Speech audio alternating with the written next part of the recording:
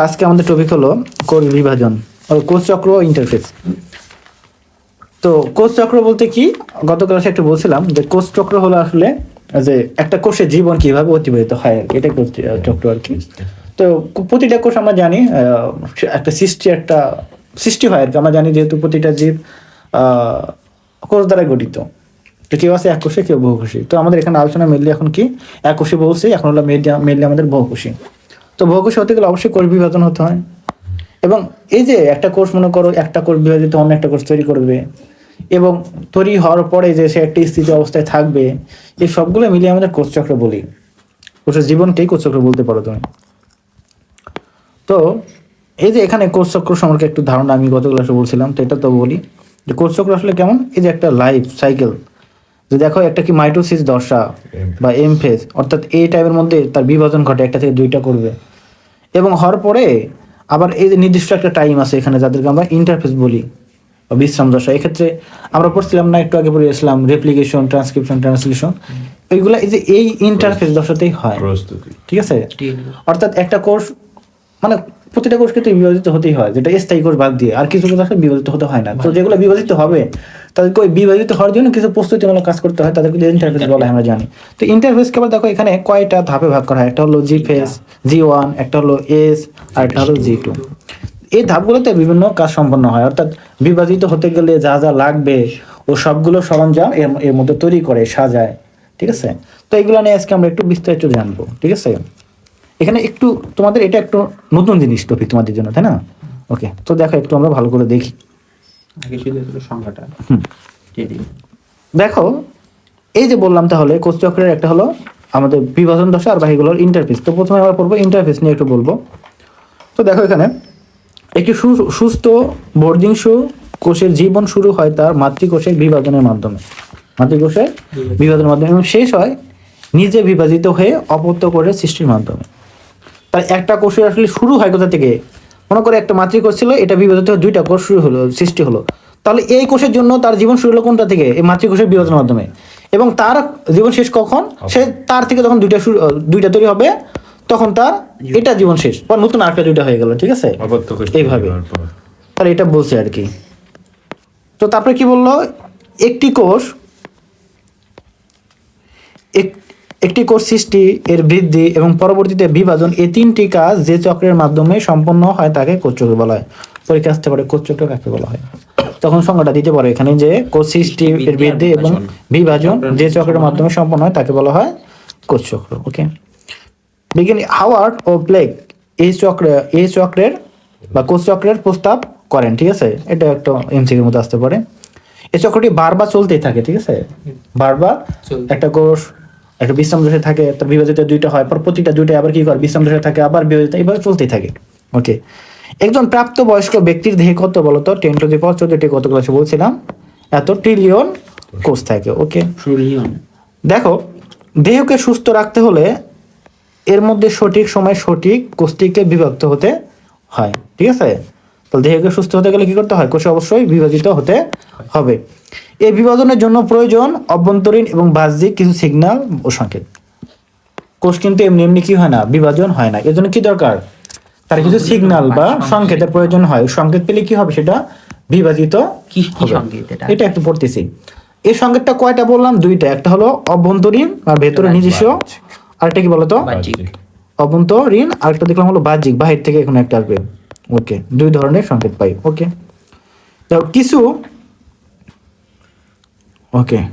কিছু কোষ আছে যারা দ্রুত বিভাজনের জন্য বিশেষায়িত, মানে খুবই ওরা দ্রুত বিভাজিত হয়। যেমন দেখো ভ্রূণ কোষ, মূল বা কাণ্ডের শীর্ষ কোষ, মেরিস্টেম কোষ বা ভাজক টিস্যু। তাহলে দেখো এই যে এইগুলা কোষ কিন্তু খুবই দ্রুত বিভাজিত হয়। প্রশ্ন আসতে পারে নিচে কোন কোষটি দ্রুত বিভাজিত হয়, তখন ওখান থেকে এখানে আসতে পারে। তো আমরা জানি একটা উদ্ভিদের কোথায় সবচেয়ে বেশি বৃদ্ধি পায়? একদম কাণ্ডে, এবং নিচে মূলের দিকে হতে পারে, শীর্ষে, কাণ্ডের শীর্ষে হয়ে থাকে না, কুচি জায়গা যেটা, তো ওটাই হয় আর কি। তো কিছু কোষ আছে প্রয়োজনে উদ্দীপনা পেলে বিভাজিত হতে শুরু করে। কি বললাম? প্রয়োজনে উদ্দীপনা পেলে বিভাজিত শুরু করে। আবার অনেক কোষ আছে যে কখনো বিভক্ত হয় না, যেমন কি আমাদের পূর্ণাঙ্গ লাল রক্তকোষ, এবং হলো পেশি কোষ, স্নায়ু কোষ এবং উদ্ভিদের স্থায়ী কোষসমূহ, এগুলো কিন্তু বিভাজিত হয় না।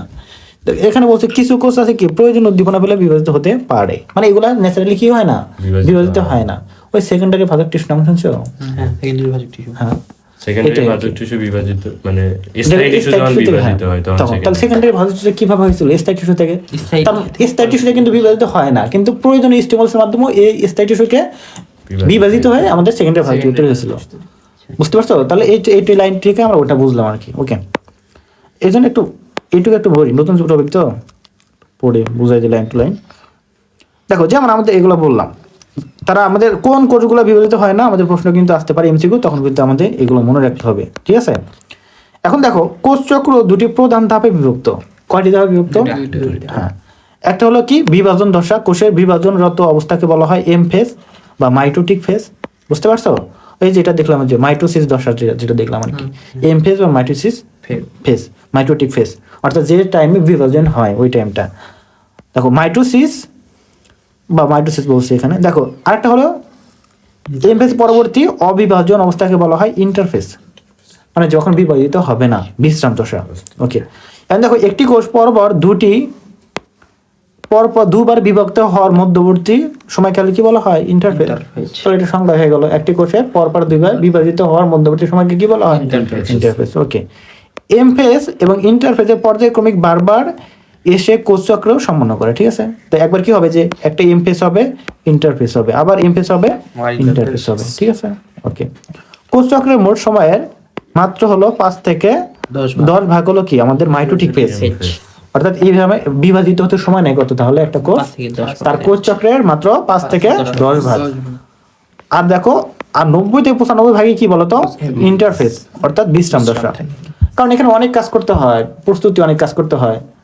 দেখো যে যুদ্ধ বাস আছে, যুদ্ধ আর কয়দিন হয়? ধরলাম একদিন হয়, তার বিশ্রাম, ওটার জন্য প্রস্তুতি, যুদ্ধ সংগঠনের কারণ অনেক দিনের রেসের কারণে আমার তৈরি হয়, এবং রেস হলেই হয় না, যুদ্ধ তৈরি করার জন্য সরঞ্জাম বানা, এটা সেটা প্রস্তুতি না, প্ল্যানিং, কত কিছু, দেন তারপরে 1 ঘন্টা 2 ঘন্টা যুদ্ধতে সব শেষ। তাই সেটা বিষয়টা এরকম। এখানে প্ল্যানিং করলাম অনেকদিন ধরে, আর এখানে এসে অল্প টাইমের মধ্যে আমরা বিভাজনটা হয়ে গেল। ওকে, দেখো কোন নির্দিষ্ট সময়ে কি বলছে এখানে উল্লেখ্য যে কোন নির্দিষ্ট সময়ে দেহের মাত্র অল্প সংখ্যক কোষ মাইটোসিস অবস্থায় থাকে, অধিকাংশ কোষই কি থাকে? ইন্টারফেজ থাকে। তার কারণটা দেখো, একটা স্বাভাবিক, যেহেতু আমাদের মাত্র অল্প টাইম দেওয়া হয়, তো পুরো টাইম তো সব তো কোষ একসাথে তো আর মাইটোসিসে যায় না, তো যেহেতু লং টাইমটা ইন্টারফেসের, তো অধিকাংশ কোষই থাকে কি থাকে বলতো? ইন্টারফেসে থাকে, অল্প কোষ কি থাকে? মাইটোসিস অবস্থায় থাকে। তবে আমাদের দেখুন পর্যায়ক্রমিক চলতেছে, কিন্তু কিছু কোষের দেখা যাচ্ছে মাইটোসিস চলতেছে, কিছু ইন্টারফেস চলতেছে, তবে অধিকাংশ কোষে কি ইন্টারফেস বেশি। এটাই তো একটি জেনেটিক প্রোগ্রাম দ্বারা কোষ চক্র নিয়ন্ত্রিত হয়। এই যেটা মনে রাখতে হবে, কি হয় বলতো? Genetic program. আসলে কোষ চক্রটা একটা জেনেটিক প্রোগ্রাম দ্বারাই নিয়ন্ত্রিত হয়।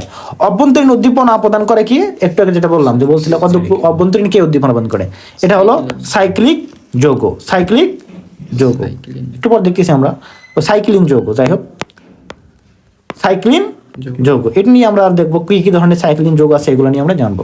সাইক্লিন যৌগ আর বিভিন্ন হরমোন এবং গ্রোথ ফ্যাক্টর বাহ্যিক উদ্দীপনা দেয়।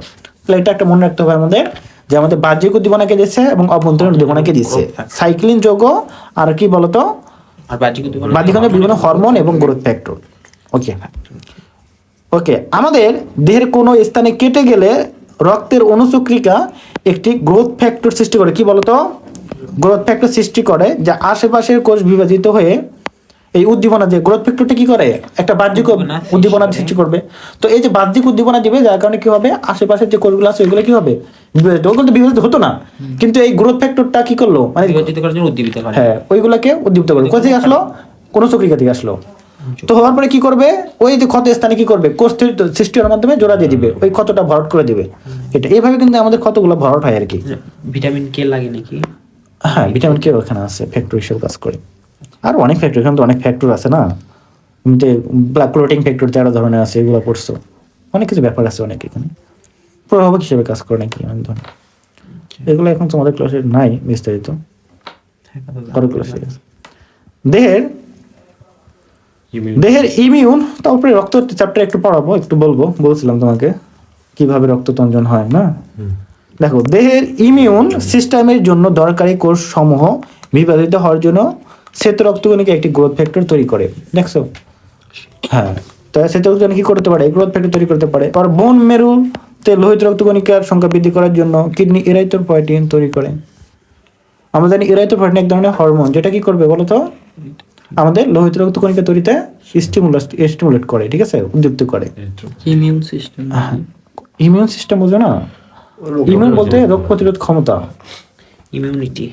হ্যাঁ, তাহলে দেখো এই যে বোন মেরু ইমিউন সিস্টেম একটা চ্যাপ্টারই আছে আমাদের, দেখবো আমরা জুলজিতে। রক্ত জমাট বাঁধা রোধ করে, জানি কি হরমোন এইটা, কি অ্যান্টি কি clotting factor, anti clotting factor, মানে রক্ত যে জমাট বাঁধে না হ্যাঁ, সেজন্য কি হেপারিন আছে, হেপারিন। হেপারিন। মানে তাহলে বাইরে রক্ত কেন জমাট বাঁধে, শরীরের ভিতরে কেন বাঁধে না? আর অনেকগুলো ফ্যাক্টরস বলছিলাম, হেপারিন আছে, আবার রক্তের বেগ, আমাদের রক্তের একটা বেগ আছে, আবার ভেতরের মসৃণ তল, মানে রক্তনালীর ভেতর। খ নাম্বারের একটাই প্রশ্ন ছিল। তাহলে কি বোন মেরুতে কি হয় বলতো?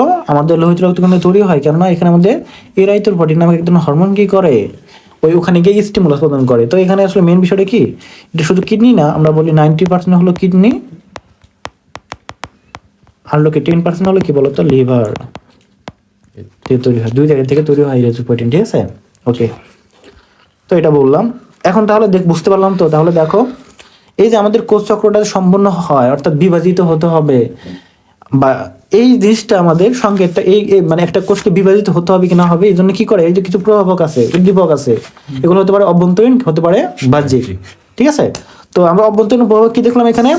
সাইক্লিন যৌগ, সিডিকে, সাইক্লিন যৌগ। বা এখানে আর কি দেখলাম, আমাদের বাহ্যিক উদ্দীপক থাকতে পারে, গ্রোথ ফ্যাক্টর থাকতে পারে, হরমোন থাকতে পারে, ঠিক আছে? তো এগুলো দেখলাম। যেমন এখানে একটা আমরা হরমোনের নাম দেখলাম, কি বলতো? ইরাইথ্রোপয়েটিন। এটা এক ধরনের হরমোন যেটা আমাদের কিডনি এবং লিভার থেকে খরিত হয়, আমাদের লোহিত রক্তকণিকা তৈরিতে সাহায্য করে। ওকে ওকে, এগুলো নিয়ে মেয়েলা অনেক কথা আছে, তোমাদের ক্লাসে ছোট ছোট পড়ানোর সুযোগ নেই, বলার সুযোগ নেই। যেমন বিভিন্ন কারণে আমাদের ইরাইথ্রোপয়েটিন লেভেল বেড়ে যেতে পারে। যেমন আমরা যদি হাইপোক্সিয়া যাই, হাইপোক্সিয়া বুঝবা না, মনে করো কোনো একটা জায়গায় গেলাম যেখানে অক্সিজেন লেভেল কম, তো আমাদের দেহে তখন কি হয় বলতো? অধিক পরিমাণে আমাদের কিডনি এবং লিভার কি করে, ইরাইথ্রোপয়েটিন ক্ষরণ করে। কারণ কি করবে, অক্সিজেন কোথায় থাকে, কে বহন করে? অক্সিজেন, লোহিত রক্তকণিকা। তারপরে দেহ মনে করবে কি, তখন দেহ তখন মনে করবে না যে আমার নাই, অক্সিজেন লেভেল কমে গেছে, দেহ তো ওটা বুঝবে না, দেহ মনে করবে লোহিত রক্তকণিকা নাই আমার, এই জন্য আমি অক্সিজেন পাচ্ছি না কোষ। তখন কি করবে দেহ? তখন ভাববে তাহলে আমাকে লোহিত রক্তকণিকা, মানে প্রথমে আসে কি আমাদের হিমোগ্লোবিন কম, দেহ বুঝবো আমার হিমোগ্লোবিন কম, কারণ আমাদের অক্সিজেন আসতেছে না, অক্সিজেন আসতেছে না, তার কারণ তো হিমোগ্লোবিনকে অক্সিজেন বহন করে হিমোগ্লোবিন। হিমোগ্লোবিন কই থাকে? লোহিত রক্তকণিকা। তার মানে লোহিত রক্তকণিকা সংখ্যা বাড়াতে হবে। হিমোগ্লোবিন তো শুধু বাড়তে পারে না, কোষ সবাই বাড়বে, তো আমাদের লোহিত রক্তকণিকা বাড়াতে হবে। আর লোহিত রক্তকণিকা বাড়াতে গেলে অবশ্যই কি লাগবে? ইরাইথ্রোপয়েটিন হরমোন। তখন দেহের এই যে অঙ্গে আছে যেটা, ওটা স্টিমুলাস পাবে ইরাইথ্রোপয়েটিন ক্ষরণ করার জন্য, অধিক পরিমাণে খরিত হবে হরমোনগুলো। আর এগুলো খরিত কই যাবে? ওই যে মন মেরুতে যাবে, যে অধিক পরিমাণে কি করে, লোহিত রক্তকণিকা তৈরি করে। করি তো লাভ নাই, তারপরে হয় না, অক্সিজেনই নাই পরিবেশে। তারপরে একটা অ্যাডাপশনের জন্য দরকার করে, যদি অধিক পরিমাণে হিমোগ্লোবিন থাকে মোটামুটি ভাবে আমার তো আসে, পরিবেশে না থাকলে তাও লাভ নাই। যদি আমার বায়ুতে না থাকে অক্সিজেন, লাভ আছে? কাজ হয় না। কিন্তু আমাদের এটা হয় আর কি, সেল তৈরি হয় অনেক লোহিত রক্তকণিকা। ওকে, তাহলে এখন আমরা দেখবো কি ইন্টারফেস। তাহলে দেখলাম কোষ চক্র সম্বন্ধে জানলাম, কোষ চক্র আসলে কেন ঘটে এটাও জানলাম, বাহ্যিক এবং অভ্যন্তরীণ উদ্দীপনার কারণে, উদ্দীপকের কারণে। তো এখন দেখলাম প্রথম যেটা আছে এটা হলো কি ইন্টারফেস। প্রথমটা হলো কি ইন্টারফেস। ওকে, ইন্টারফেস এখানে প্রশ্ন আসে কিন্তু সৃজনশীল, বুঝছো? ইন্টারফেস থেকে মানে আমাদের গ এবং ঘয়ের মধ্যে আসে সৃজনশীল আসে। হ্যাঁ, দশক সম্পর্কে লিখতে বলে, এমসিকিউ তো আসে, কোনটা করতে পারে, এমসিকিউ আসে, এবং এখান থেকে আমাদের সৃজনশীল আসে। এই জন্য একটু পড়াচ্ছি ভালো করে, যেহেতু আনকমন তোমাদের। ইন্টারফেসটা কি দেখো, এটা হলো একটি দীর্ঘ, অবস্থাটি বেশ দীর্ঘ, ঠিক আছে? যেহেতু বললাম আমাদের 90 থেকে 95 ভাগই থাকে। পরবর্তী পর্যায়টিকে সুন্দরভাবে সম্পন্ন করার জন্য ইন্টারফেসের, বুঝতে পারো পরবর্তী পর্যায়ে কোনটা, মাইটোসিসকে সুন্দর করার জন্য মিলে এটা বেশ মানে গুরুত্বপূর্ণ যত ক্রিয়া বিক্রিয়া এখানে ঘটে থাকে। তাই ইন্টারফেস অবস্থায় কোষে কি হয়, নিউক্লিয়াসকে বলা হয় বিপাকীয় নিউক্লিয়াস, অর্থাৎ এখানে অনেক ধরনের কাজকর্ম হয়, তাকে জন্য বিপাকীয় নিউক্লিয়াস বলা হয়ে থাকে। ওকে, তাহলে প্রশ্ন আসতে পারে যে ইন্টারফেস অবস্থায় কোষের নিউক্লিয়াসকে কি বলা হয়, বিপাকীয় নিউক্লিয়াস। একথা বলা হয় এম ফেজ বা মাইটোসিস ফেজকে সুসম্পন্ন করতে সব ধরনের প্রস্তুতি গ্রহণ করে এম ফেজের অবস্থায়। কোষ চক্রের দেখো 90 থেকে 95% ইন্টারফেসে ব্যয় হয়। ওকে, ইন্টারফেস দেখো ওকে তিনটি উপপর্যায়ে ভাগ করা হয়, যেটা বললাম G1, S এবং G2, আমরা জানি এগুলো। এখন দেখো যেটা জানতে হবে, দেখো এই যে বিশেষ রিসেপ্টর প্রোটিনের সাথে গ্রোথ ফ্যাক্টর সংযুক্ত হয়ে কোষ চক্রকে মানে কোষ চক্র শুরু করার নির্দেশ দিয়ে থাকে। এটা একটু দেখো মেইলে এই কথাটা একটু বলো। হ্যাঁ, আমরা পড়ছিলাম না এই যে রিসেপ্টর থাকে একটা কোষ, যদি আমরা বলি কোষে তার এক প্রাচীর থাকে, তারপর সাইটোপ্লাজম থাকে, মাঝে নিউক্লিয়াস থাকে। তো এখানে এই যে তিন জায়গায় রিসেপ্টর থাকে একটা কোষের, কোষ ঝিল্লিতে কোষ প্রাচীর থাকে, ঠিক আছে? আবার কি থাকে সাইটোপ্লাজমে মানে রিসেপ্টর থাকে বিভিন্ন ড্রাগের অ্যাকশনের জন্য, মানে ওষুধের অ্যাকশনের জন্য বা বিভিন্ন কাজের জন্য। আবার নিউক্লিয়াসে বিভিন্ন রিসেপ্টর থাকে। তো এখানে বিভাজনের জন্য রিসেপ্টরগুলো যেগুলো থাকে ওগুলো কোথায় বলো তো? প্রাচীরের মধ্যে থাকতে পারে, ঠিক আছে? রিসেপ্টরটা কি? রিসেপ্টর বলতে যে এখানে এই যে আমরা বললাম যে উদ্দীপক গুলা যেগুলো কি করে উদ্দীপনা দেওয়ার কারণে আমাদের কোষ শুরু হবে, এগুলো এখানে এসে একটা বাইন্ড হতে হবে। মনে করো তালা চাবির মতো, মনে করো এখানে অনেকগুলো তালা আছে, উদ্দীপক গুলা কি একটা হলো চাবি, এখানে এসে যুক্ত হলে তালা খুলে যায়, মনে করে বিভাজন শুরু হয়ে যায়। বুঝতে পারছো? রিসেপ্টর হলে এরকম বলছিলাম, এরকম রিসেপ্টর গুলোর কাঠামো এরকম, আর মনে করো যেগুলো উদ্দীপক সেগুলো কাঠামো এরকম, এসে যুক্ত হয়ে যাবে, কোষচক্র শুরু হয়ে যাবে, ঠিক আছে? রিসেপ্টর মানে কি? গ্রাহক অঙ্গ, রিসিভার। ওকে, তো এরকম তাহলে আমাদের বহি উদ্দীপক আছে, বাহ্যিক উদ্দীপক আছে। বাহিরগুলো কি ভেতরে বিভিন্ন ধরনের আরো রিসেপ্টর আছে, সেখানে করতে পারে। আর বাহির উদ্দীপকগুলো গ্রোথ ফ্যাক্টরগুলো কোথায় দিবে? বাইরে কোষ প্রাচীর বা কোষ ঝিল্লিতে এসে যুক্ত হলে কি হবে? কোষ বিভাজন শুরু হয়ে যাবে, ঠিক আছে? ওকে, এখন ধরেন পোস্ট কি বিভিন্ন ধরনের, তাহলে কি করবে? এটা তো বললাম নাকি? ওকে, সার্ভিসে বিভিন্ন রিসেপ্টর প্রোটিনের সাথে কি হবে? যুক্ত হয়ে গ্রোথ ফ্যাক্টর সংযুক্ত হলে কোষ চক্র শুরু হওয়ার নির্দেশ প্রদান করে। ওকে, এখন দেখো আমাদের যেন প্রথম যে দশাটা কি বলতো? G1, একটু তাকে দেখলাম G1। তো দেখো জিটা কিন্তু প্রথম একটা কোষ মনে করো বিভাজিত হবে কি না হবে? বিভাজিত হলো, একটা কোষ ছিল বিভাজিত দুইটা কোষ হলো। এখন এই এর মানে কোষ দুইটা হলো মানে কি? এখন ইন্টারফেসে চলে আসলো, তাই না? এই কোষটা যখন বিভাজিত হচ্ছিল তখন এটা এমফেস, তাই না? এটা চলে আসলো মানে কি এর এখন কিছুক্ষণ ইন্টারফেস চলবে, তাই না? তারপরে এখন বিভাজিত হওয়ার পর সব কোষই কিন্তু বিভাজিত হয় না, কিছু কোষকে স্থায়ী রাখতে হয়, স্থায়ী কোষে পরিণত হয়ে যায়। তো এই কোষটা বিভাজিত হবে কি না হবে এটা ডিপেন্ড করবে এর প্রথম দশা G1 এ। আর তিনটা দশা থাকে না, G1, G2, S এবং G2। তো এই G1 এ মনে করে নির্ধারণ করে দেয় যে কোষটি আর বিভাজিত হবে কি না হবে, কি হবে না। না হলে এটা স্থান এখানে স্থায়ী, G1 দশাইতে সে স্থায়ী শেষ থাকবে। আর যদি হয় তাহলে এখানে কি করবে? যা করার দরকার করে একে G2 কে পাঠিয়ে দিবে, G2 তারপরে মানে S এ পাঠিয়ে দিবে, S থেকে G2, G2 থেকে কোষ বিভাজনের ময়দানে পাঠিয়ে দিবে, তখন বিভাজন হবে, ঠিক আছে? তো এইভাবে হয় আর কি। তো দেখাই এখানে যে কে কি করে কাজটা আমরা একটু দেখি। এখন কি বলছে? একটি কোষ পরবর্তীতে বিভাজন প্রক্রিয়ায় অংশগ্রহণ করবে কিনা তার সিদ্ধান্ত নেওয়া হয় কোথায়? G1 পর্যায়ে। প্রশ্ন আসে এমসিকে, একটি কোষ পরবর্তীতে বিভাজন অংশগ্রহণ করবে কিনা এটা কোন দশায় সিদ্ধান্ত নেওয়া হয়? G1 দশায়। বহুল প্রচলিত একটা এমসিকিউ, অনেক আসে। দেখো বলতেছে যে তোমরা তো এইগুলাতে একটু বইটা বের করে রাখানো, তাহলে আমি তো এমসিকিউ এখান থেকে করতে পারি, এই লাইন থেকে তুলে দিতে পারি, ঠিক আছে? তো মার্ক পরীক্ষা বেশি পারবা। তা আমি বলতেছি কোথায় কোথায় এমসিকিউ আসতে পারে, কি ধরনের এমসিকিউ আসতে পারে, তাই না? তো ভালো করে মনোযোগ দিতে হবে, কারণ এর বাইরে তো কোনো প্রশ্ন হয় না, কোথাও হয় না, আমিও করবো না, কেউ করবে না, সব মনে রাখতে হবে। তবে G1 এর প্রথমে কি বলতো? সাইক্লিন নামক এক প্রকার প্রোটিন তৈরি হয়, ঠিক আছে? সাইক্লিন মানে কি? Cyclin dependent kinase. এর সাথে যুক্ত হয়ে সমগ্র প্রক্রিয়াকে গতি ত্বরান্বিত বা নিয়ন্ত্রণ করে। তাহলে কি বুঝলাম? G1 এই যে একটা কোষ যে মনে করে যে বিভাজিত হওয়ার মাধ্যমে একটা ধাপে গেল S1 এ, এখানে কি হবে? প্রথমে কাজটা কি? একটা প্রোটিন তৈরি করতে হবে, কি বলতো? সাইক্লিন প্রোটিন তৈরি হবে। এটা আসলে কি অভ্যন্তরীণ না ভেতরে তৈরি হয় বলতো? কোষের ভেতরে তৈরি হয়। ওকে, তৈরি হলে কি করবে? এই প্রক্রিয়াটা কি হবে? ত্বরান্বিত হয়ে যাবে। ওকে, সাইক্লিন ফসফোরাইলেশন প্রক্রিয়া নিয়ন্ত্রণ করে। ফসফোরাইলেশন কি? যে ফসফেট যুক্ত হওয়া, ফসফেট যুক্ত হওয়াটা। দেখো এ সময় প্রয়োজনীয় অন্যান্য প্রোটিন, আরএনএ, ডিএনএ রেপ্লিকেশনের সকল উপাদান তৈরি হয়। বিষয়টা বুঝতে পারছো কি বললাম?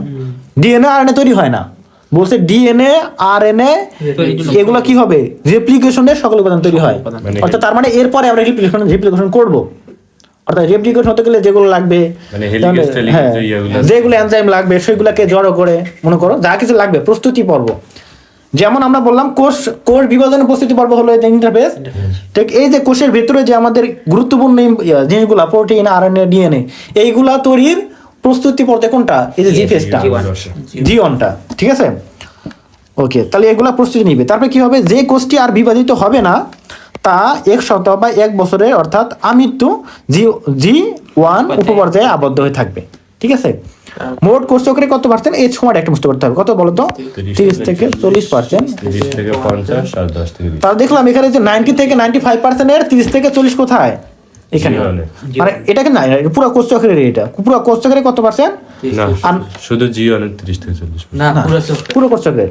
তো এটা হলো আমাদের ইন্টারফেসটা পুরো 90 থেকে 95, আর এটা হলো আমাদের কোষ চক্রের 30 থেকে 40%, এটা মনে রাখতে হবে। এর সময় কি হয়, এটা ব্যয় হয় এখানে। ওকে, তাহলে কি বুঝলাম এখানে, যে একটা কোষ বিভাজিত হবে কি না হবে তা এখানে জি অনে ডিপেন্ড করে, এবং এখানে আমাদের প্রোটিন, আরএনএ, ডিএনএ এগুলা রিপ্লিকেশনের বা এগুলো সংশ্লেষণের মেইনলি প্রস্তুতিটা এখানে হয়ে থাকে। তারপরে মানে কি বোঝা যাচ্ছে, যেহেতু আমরা প্রস্তুতি এখানে হলো, পরের ধাপে কি করবে, এই যে ডিএনএটা আমাদের তৈরি হবে। ওকে, রেপ্লিকেট হবে। তাহলে এই যে এখানে কিন্তু দেখো, যে যদি বলে কোষ চক্রকে, যে এখানে দেখো ইন্টারফেস, এমফেস, আমরা এগুলো জানি, ক্যারিওকাইনেসিস, সাইটোকাইনেসিস, এগুলো পড়া হয়েছে আগেই, তো পড়তেছিলাম। দেখো তাহলে পরের দশাটা কি, স্পেস। এস মানে কি, সিনথেসিস। এস মানে সিনথেসিস। ওকে, দেখো এই উপপর্যায়ে কেন সিনথেসিস বলছি, কারণ এখানে ডিএনএ তৈরি হয়।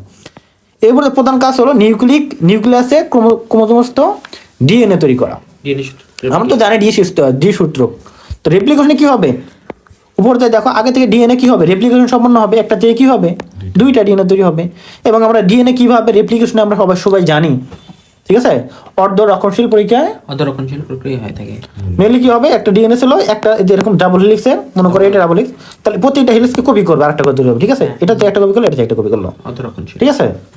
ওকে, তাহলে এই পাশে একটা পূর্ণাঙ্গ আমাদের ডিএনএ হবে, এখানে একটা পূর্ণাঙ্গ ডিএনএ হবে, একটা সেম থাকবে আর একটা ঠিক আছে। তৈরি হবে। এই যে একটা নতুন তৈরি হলো, একটা করে সেম ছিল, এটার সাথে ছিল, বুঝতে পারছো। তাহলে আমরা জানি, তাহলে এটা বলছে যে দ্বিতন্ত্রী ডিএনএ অণু দৈর্ঘ্য বরাবর 2টি দ্বিতন্ত্রী ডিএনএ অণুতে পরিণত হয়। এতে দেখো ডিপ্লয়েড কোষে ডিএনএ এর পরিমাণ কি থাকে, দ্বিগুণ হয়ে যায়। ওকে, এই সময় হিস্টোন প্রোটিন সংশ্লেষণ হয়, কি বলতো, ওখানে পড়ছিলাম না আমরা, হিস্টোন প্রোটিন সংশ্লেষণ হয়। দেখো এই উপপর্যায়ে সময় ব্যয় হয় মোট সময়ের 30 থেকে 50 ভাগ, বুঝতে পারো, 30 থেকে 50% এখানে ব্যয় হয়। তাহলে এখানে বেশি পরিমাণে টাইম লাগে। ডিএনএ সংশ্লেষণ ঘটে কোথায়, ভেরি ভেরি ইম্পর্টেন্ট, এই কথাটাই আসে, ডিএনএ কোথায় সংশ্লেষণ ঘটে, এস ধাপে। টাইমটাও লাগে 30 থেকে, রেপ্লিকেশন মানে কি, রেপ্লিকেশন। তো ডিএনএ এটা মনে রাখতে হবে, কোথায় তৈরি হয় এটা, এবং টাইম কত লাগে এটা, এই 2টা জিনিস মনে রাখতে হবে। এবং হিস্টোন প্রোটিন সংশ্লেষণ হয়, ঠিক আছে। আমি তো একটু আগে বললাম, এখানে কি প্রোটিন সংশ্লেষণ করতে হবে না, প্রোটিন, ডিএনএ, আরএনএ এগুলো। ওকে, তারপরটা হলো G2 দশা, মনে রাখতে হবে, এগুলো পরীক্ষা কিন্তু লিখতে হয়, ইন্টারফেসের দশাগুলো এবং কি ঘটে এগুলো লিখতে হয়, সৃজনশীলে গগ হয়, সেটা মনে রাখতে হবে। G2 তে কি হবে তাহলে বলো তো, আরো একটা ইম্পর্টেন্ট জিনিস যেটা লাগে কোষ বিভাজনে, আমরা স্পিন্ডল যন্ত্র তৈরি হয় না কোষ বিভাজনে, মাইটোসিসে। তো স্পিন্ডল যন্ত্র তৈরি হবে তো কোথায়, প্রোমেটাফেসে হয়, প্রোমেটাফেসে হয় না। তো এই স্পিন্ডল যন্ত্র তৈরি করার জন্য কি লাগে, মাইক্রোটিউবুল লাগে। হ্যাঁ, আমরা জানি কি, ওই কোষ কঙ্কাল আমরা পড়ছিলাম না, কোষীয় কঙ্কাল, মাইক্রোটিউবুল, মাইক্রোফিলামেন্ট, ইন্টারমিডিয়েট ফিলামেন্ট। তো এখানে আমাদের এই যে স্পিন্ডল যন্ত্রটা তৈরি করে কি, মেইনলি মাইক্রোটিউবুল। তো এখানে মাইক্রোটিউবুল তৈরি হতে হবে এখানে। তো এটা হতে হবে কি G2 দশায়। এখানে কি বলতো, এটি হচ্ছে এমফেসের মাইটোসিস দশা প্রবেশ করার প্রস্তুতি পর্যায়ে। এই পর্যায়ে প্রধান কাজ হলো মাইক্রোটিউবুল গঠনকারী পদার্থ সংশ্লেষণ, বুঝতে পারছো। যারা মাইক্রোটিউবুল গঠন করতে পারবে, যা দিয়ে মাইটোসিস পর্যায়ে কি হবে, স্পিন্ডল যন্ত্র তৈরি হবে, বুঝতে পারছো। ওকে, এটি সেন্ট্রোজোম থেকে 2টি, দেখো একটি সেন্ট্রোজোম থেকে 2টি সেন্ট্রোজোমে পরিণত হয়। কয়টি সেন্ট্রোজোম হয়, 2টি। এখানে সেন্ট্রোজোমটা 2টা হয়, আমরা জানি সেন্ট্রোজোম নিউক্লিয়াসের কাছে ছিল, স্টারে নির্গত করে। তো এই সেন্ট্রোজোম এখানে কি আমরা পড়ছিলাম না এভাবে, যেরকম এটা কোটার মতো ছিল, যে এখানে কিছু থাকে, প্লাজম থাকে, সবগুলো সেন্ট্রোজোম বলছিলাম। ওকে, বান্ডল থাকে, এটা পড়ছিলাম না কিছু না, 3টে করে থাকে, তো এগুলো পড়ছিলাম। তো এই সেন্ট্রোজোমটা কি হবে, একটা থেকে 2টা হবে। এখন দেখো একটা কথা বলি, কি বলছে, সেন্ট্রোজোম মাইক্রোটিউবুল তৈরি সূচনা করে। তাহলে মাইক্রোটিউবুল তৈরি সূচনা করে কে, সেন্ট্রোজোম। এবং বিভাজন প্রক্রিয়ার জন্য প্রয়োজনীয় শক্তি এটিপি তৈরি হয়। তাহলে এটিপি তৈরি হয় কোন ধাপে, বিভাজনের জন্য প্রয়োজনীয় শক্তি এটিপি, এই যে আমাদের G2। এখন কথা হলো একটু ঝামেলা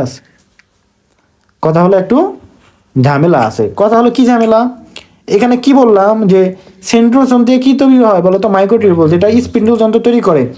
কোষ বিভাজন হতে গেলে, মাইটোসিস হতে গেলে অবশ্যই কি লাগে? মাইটোসিস বলি আর মেয়োসিস বলি, উভয় পর্যায়ে কি লাগবে? যে কোনো কোষ বিভাজনে কি লাগবে? স্পিন্ডল যন্ত্র লাগবে। স্পিন্ডল যন্ত্র বা স্পিন্ডল যন্ত্র লাগবে। ওটা হতে পারবে? ক্রোমোজোম। তাহলে কথা হলো, এটা কোথা থেকে তৈরি হলো? মাইক্রোটিউবুল থেকে, সেন্ট্রোজোম থেকে। সেন্ট্রোজোম থেকে হ্যাঁ, মাইক্রোটিউবুল থেকে সেন্ট্রোসোম, এটা থেকে তৈরি হয় মাইক্রোটিউবুল। মাইক্রোটিউবুল থেকে কি হয়? মাইক্রোতন্ত্র। যাই হোক, মাইক্রোতন্ত্র না, ওটা কথা ঠিক, মাইক্রোতন্ত্র তৈরি করে। স্পিন্ডল যন্ত্র মাইক্রোতন্ত্র, ঠিক আছে। তাহলে এটা দিয়ে কি তৈরি হয় আমাদের? Microtubule, microtubule. এটা দিয়ে তৈরি হয় কি বলতো? স্পিন্ডল যন্ত্র। একটা খেয়াল করো, আচ্ছা মজার বিষয় কথা হলো, বই তো লিখছে কিন্তু বইতে অসম্পূর্ণ লিখে দিছে। এটা কি উদ্ভিদ কোষে আছে? উদ্ভিদ কোষে নাই, মানে খুব কম থাকে। নাই, নাই উদ্ভিদ কোষে নাই, কিন্তু তাহলে উদ্ভিদ কোষে বিভাজন হয় কেমন? উদ্ভিদ কোষে বিভাজন হতে পারবে না, এটা তো তৈরি যেহেতু স্পিন্ডল যন্ত্র সেন্ট্রোজোমই নাই, তাহলে মাইক্রোটিউবুল কোথায় তৈরি হয়? প্রশ্ন আসে না? মাইক্রোটিউবুল তৈরি না হলে তাহলে আমাদের স্পিন্ডল যন্ত্র কিভাবে তৈরি হবে? তাহলে তো কোষ বিভাজন হবে না, উদ্ভিদ কোষে তো বিভাজন হবে না কেন? তাহলে দেখো এখানে লিখে নিচ্ছি, দেখে দিছি। তো স্পিন্ডল যন্ত্র এখানে একটা লিখে নিবে তোমরা। তাহলে দেখো এখানে কি হয়, উদ্ভিদ কোষে কি আছে বলতো? সেন্ট্রিওল বা সেন্ট্রোজোম থাকে না। তাহলে কি এর পরিবর্তে তাদের কোষ বিভাজনের সাহায্য করে কে বলতো? মাইক্রোটিউবুল অর্গানাইজিং সেন্টার নামে একটি অংশ থাকে। ঠিক আছে, তাহলে মাইক্রোটিউবুল অর্গানাইজিং সেন্টার নামে একটি অংশ থাকে, যেটা কি করবে? মানে উদ্ভিদ কোষে হ্যাঁ, যেটা কি করবে আমাদের? মাইক্রোটিউবুল গঠন করবে, যেটা সেন্ট্রিওলের পরিবর্তে কাজ করবে, কাজ করে। তো সেটা থেকে আমাদের কি হবে? মাইক্রোটিউবুল গঠন করবে এবং স্পিন্ডল যন্ত্র বা ইনস্পিন্ডল যন্ত্র তৈরি হবে বা মাইক্রোতন্ত্র তৈরি হবে, বুঝছো? ওকে, মিলে এটা মাইক্রোতন্ত্র কেন বলা হয় বলতো? কারণ মাকুর মতো দেখতে হয় যেন আর কি, এজন্য মাইক্রোতন্ত্র বলি। মাকু কি? আমি তো মাকু জানো না? স্পাইডার তাই নেট মাকুটা মাকু জানো না? তোমাকে দেখাচ্ছে একটু। মাকড়সার জালটা না? না, মাকু দেখাচ্ছে একটু পরে। মাকু তোমাদের দেখ, মাকু হলো তাঁতের, ওই যে যেটা একটা যায় না তাঁতের শিল্পে, এই যে এরকম থাকে, তাঁতের মধ্যে একটা জিনিস থাকে এইরকম, যেটা টানে আর কি জাল হয় না টান না, এইরকম একটা থাকে, বুঝছো? এর মাঝে কি থাকে? একটা গর্ত থাকে, ওখান দিয়ে তো না এই গর্ত থাকে, এখানের মধ্যে একটা নলি, সুতার গুটি আছে না, চিকন সুতা, মানে তাঁতের মধ্যে এখানে চিকন সুতার গুটি থাকে, এর মধ্যে সুতা বাঁচানো থাকে, এটা এর মধ্যে বসা দেওয়া হয়, এই দুই পাশে একটু শোকা থাকে। তো এখানে কি হয়, তাঁতের যে একটা থাকে এখানে, তো যখন তাঁতের সুতার করে মানে করে টানাটানি করে, তখন এটা এবার আঘাত লাগলে এদিকে ছোটে, ওই পাশে বাড়ি লাগে এদিকে ছোটে, সুতার মাছ দিয়ে যায় তার কারণে কাপড় বোনা হয়ে যায়। আমি একটু পর তোমার দেখাচ্ছি, যাও ভিডিও দেখাচ্ছি। তো দেখো তাহলে বুঝলাম আর কি। তো এখানে কি বুঝলাম আমরা বলো তো? তারপরের লাইনটা দেখে এটা তো বুঝলাম।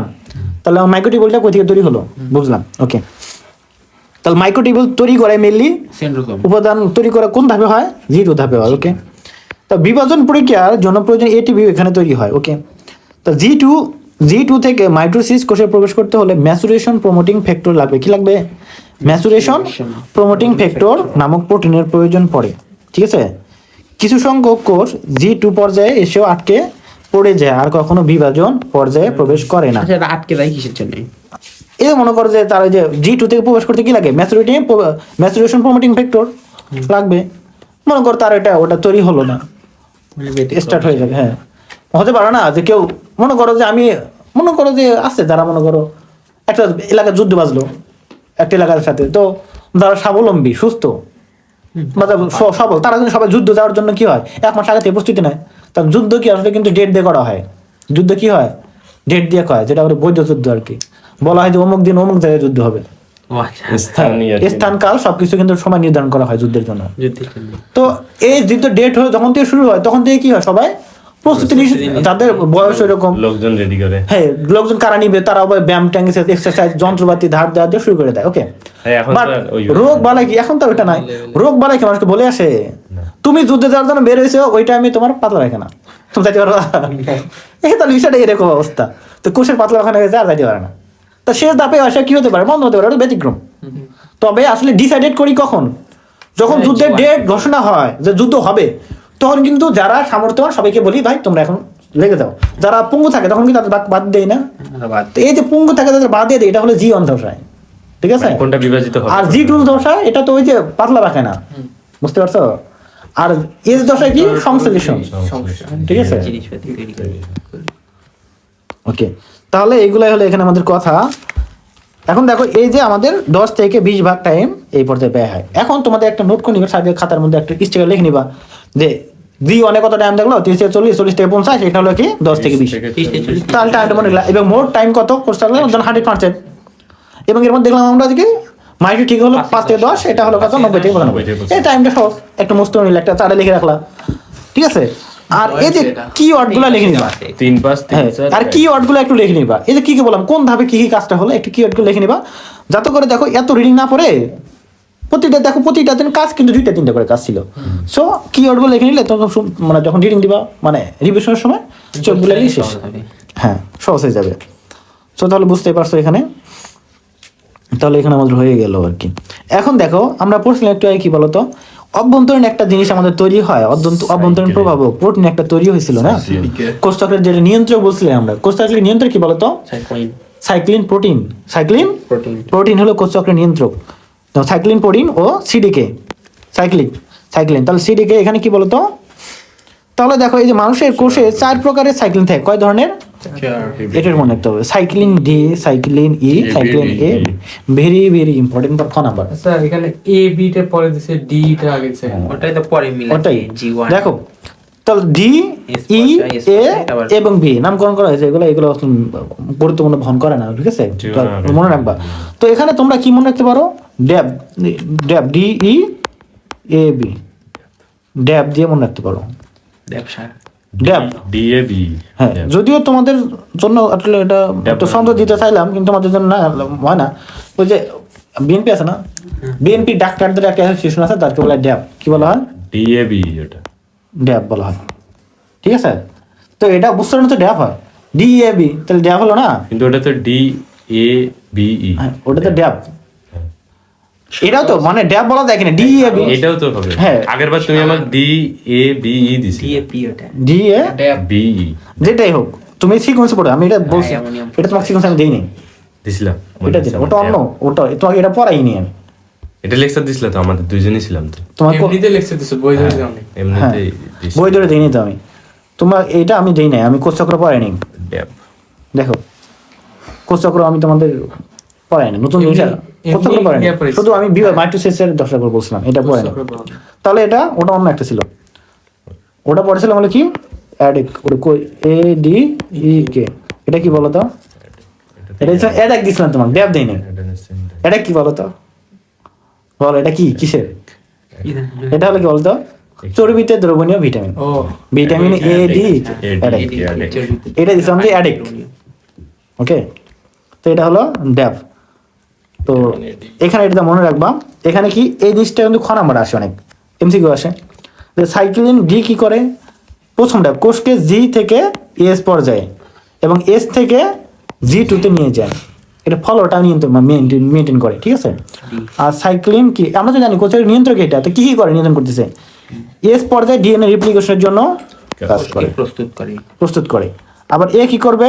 এস পর্যায়ে ডিএনএ রেপ্লিকেশন সক্রিয় এবং ত্বরান্বিত করে। কথাগুলো কিন্তু দেখো উল্টাপাল্টা হয়ে যেতে পারে, একটু মুস্তের মতো রাখতে হবে। তারপরে কি বলছে? বি কি করে?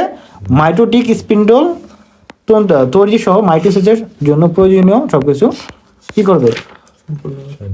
এখন দেখো, এই যে তুমি যদি এটা মনে রাখতে পারো ড্যাপ সিকোয়েন্সটা, তাহলে কিন্তু হতে পারবে। প্রথমটা কি করবে? প্রথমটা শুরু থেকে শেষ নিয়ে যাবে ধারাবাহিক। তারপরটা কি? কি করবে? রেপ্লিকেশনের জন্য প্রস্তুতি নিবে। তারপরটা কি হলো? এস মানে কি? তাহলে রিপ্লিকেশন ঘটাবে। তারপরটা কি করবে? শেষটা স্পিন্ডল যন্ত্র মানে মাইক্রোটিউব বলে এইটি করে না। পরেরটা বলতে পরের ধাপে কি হয়? ওই যে G2 তে মাইক্রোটিউব বলে কাজ, স্পিন্ডল যন্ত্র। তাহলে তুমি যদি খালি ডিএ এ বিটা এটা মনে রাখতে পারো সিকোয়েন্সটা, তাহলে কিন্তু এগুলো তুমি নিজেও বলতে পারবা, মনে মনে মানে বাড়ায় দেখতে পারবা, ঠিক আছে। সো ভেরি ভেরি ইম্পর্টেন্ট, এটা মনে রাখতে হবে। তো এখানে দেখো আর কিছু নাই, এটা দেখো এখানে দেখো এগুলো একটু পড়বে, এগুলো তেমন কিছু না। এখন কথা হলো যে এই যে জীব জীবনী ইন্টারফেসের গুরুত্ব পরীক্ষা আসে, ঠিক আছে। ক নাম্বারে আসতে পারে, গ নাম্বারে আসতে পারে। দেখো জীব জীবনী কোষে ইন্টারফেস কেন দরকার হয়? দেখো ইন্টারফেস একটা কোষ চক্রের দরকার না, ইন্টারফেস দশাই হলো একটা কোষ বিভাজন হবে, ওই বিভাজনের জন্য প্রয়োজনীয় প্রস্তুতি না। তাহলে ইন্টারফেস না থাকলে কি কোষ বিভাজন হবে? তাহলে বহুকোষী জীব সৃষ্টি হতো না, তাই না? দেখো কোষটি পরবর্তী কোষ বিভাজন অংশগ্রহণ করবে কিনা তা ইন্টারফেস দশার দিকেই প্রথম দিকেই ঠিক হয়। হ্যাঁ, পরবর্তী কোষ বিভাজনের জন্য প্রোটিন আরএনএ এগুলো কি রেপ্লিকেশন হয়, হ্যাঁ রেপ্লিকেট হয়। তাহলে এগুলো বুঝতে পারছো না, তাহলে এগুলো কিন্তু লিখতে পারবা। পরটা দেখো জীব জীবনে কোষ চক্রের গুরুত্ব, কোষ চক্রের মতো ইন্টারফেস একটা জিনিস, তাহলে এটা বলেছি মানে এগুলো এখানে ইনক্লুডেড হবে, বুঝছো? তাহলে তো এগুলো বুঝতে পারলাম কেন। তার কারণ হলো কি, কোষ চক্র না হলে কি এককোষী বা বহুকোষী কোনো জীবের সৃষ্টি বা বংশবৃদ্ধি হবে না। ওকে, ইন্টারফেসের প্রস্তুতির কারণে মাইটোসিস হয়, তো এগুলো তো আমরা জানি। তো এগুলো পরীক্ষায় একটু পড়ে নিবা, বানা লিখতে পারবা, ঠিক আছে? পড়ে নিলাম। তো এখন আমাদের পরবর্তী টপিকটা কি বলতো? এমফেজ বা মাইটোটিক ফেজ। ওকে, এমফেজ বা মাইটোটিক ফেজ। তো এমফেজ মানে কি, হচ্ছে বিভাজন বসা, এবং আমরা জানি এমফেজকে দুই ভাগ করা হয়। কি কয় ভাগ বলতো? একটা সাইটোকাইনেসিস এবং ক্যারিওকাইনেসিস। সাইটোপ্লাজম বিভাগে সাইটোকাইনেসিস, নিউক্লিয়াস বিভাজনকে ক্যারিওকাইনেসিস, তোমরা সবাই জানো। ওকে, এখানে দেখো 5 থেকে আমাদের 10 ভাগটা ভাগে আমরা বলছি। স্তন্যপায়ীদের কোষে মাইটোসিস থেকে তো কত সময় লাগে বলো তো? মাত্র 1 থেকে 1.5 ঘন্টা সময় স্থায়ী হয়ে থাকে। ওকে, তো এখানে আমরা জানি যে কোষ চক্রের ইন্টারফেস মাইটোসিস ফেজ, এবং দেখো এখানে এই যে মাইটোসিসের মধ্যে কি নিউক্লিয়াস বিভাজন এবং সাইটোকাইনেসিস বলছে। এখানে ইন্টারফেস এবং এমফেসের মধ্যে এই যে পার্থক্যটা পরীক্ষা আসে নাম্বার আসার মতো দেখে নিবে, ঠিক আছে? এখন দেখো মাইটোসিস যেটা আছে এখানে, হ্যাঁ মাইটোসিস দেখো সম্পূর্ণ কোষ বিভাজন, আমরা এগুলো পড়তে এগুলো জানি, এগুলো বললাম না আমি। এখন দেখো ক্যারিওকাইনেসিস কি বলছে এটা আমরা জানি, সবাই জানি। মাইটোসিস বলতে মূলত ক্যারিওকাইনেসিস কে বোঝানো হয়, কারণ সাইটোকাইনেসিস একটু ছোট্ট একটা জায়গা, কোষ দুটো ভাগ হয়ে যায়। ওকে, তো এটা ক্যারিওকাইনেসিস কাকে বলে দেখো, এটা একটু মানে কণা ভাষার মতো, ঠিক আছে? এমসিকিউ আসে অনেক। দেখো একটি দেখো মেডিকেলে দেখো কতবার আসছে পরীক্ষায়, দেখছো? দেখো মাইটোসিস বলতে মূলত ক্যারিওকাইনেসিস বোঝানো হয়ে থাকে। দেখো মাইটোসিস কোষ বিভাজন মাতৃকোষের নিউক্লিয়াস থেকে দুইটি অবর্ত নিউক্লিয়াস সৃষ্টি পরীক্ষায় কি বলা হয়, অনেকবার আসছে। তো পরীক্ষা আসতে পারে এরকম, মাইটোসিস কোষ বিভাজনে মাতৃকোষের নিউক্লিয়াস থেকে অপত্য নিউক্লিয়াস তৈরি হয় কি বলা হয়, আসতে পারে। মাইটোসিস বলা হয়, মাইটোসিস বলা হয়, ক্যারিওকাইনেসিস বলা হয়, সাইটোকাইনেসিস বলা হয়, মিয়োসিস বলা হয়। যখন ডাইরেক্ট মাইটোসিস দেখবা দাগাইটা কিন্তু একদম, কিন্তু এটা কি শুধু বলছে নিউক্লিয়াসের বিভাজনকে। সহজ প্রশ্ন কিন্তু ভুল হয় অনেক সময়, ঠিক আছে? ম্যাথটা কি ডেল্টা মেডিকেল অ্যাডমিশন টেস্ট, আর ডেটা হলো ডেন্টাল অ্যাডমিশন টেস্ট, ঠিক আছে? ওকে, তো মাইটোসিসের পর্যায় সমূহ আমরা সবাই জানি। তো এখন শুরু করলে শেষ হবে না, কালকে একদম পরের দিন ক্লাসে এটা একদম মাইটোসিস শেষ হয়ে যাবে। এখানে একটু কিছু ব্যতিক্রম হচ্ছে, তোমার ছোট ক্লাসে কিন্তু আসলে হ্যাঁ কোনটা মাইটোসিসের পর্যায়ে এখন এটা পড়াবো না, অন্য কিছু পড়াবো।